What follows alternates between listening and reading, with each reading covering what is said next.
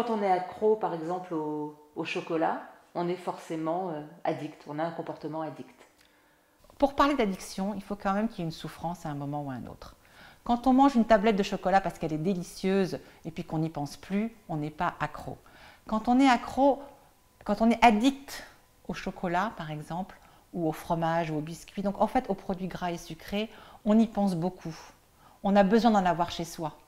On va le chercher quand on ne se sent pas bien. C'est vraiment une démarche tout à fait différente. Est-ce que, comme dans les autres addictions, il existe un syndrome de sevrage? Quand on a défini le sevrage, on l'a défini par rapport à l'alcool au départ. Et donc il y avait des signes de manque physique.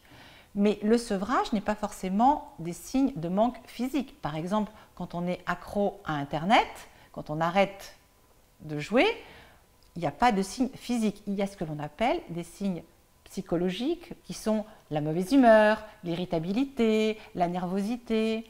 Eh bien, quand vous rentrez chez vous le soir et que vous avez décidé de ne pas manger votre pain et votre fromage qui vous calment, vous allez voir dans quel état vous êtes. Et c'est ce que décrivent les patients.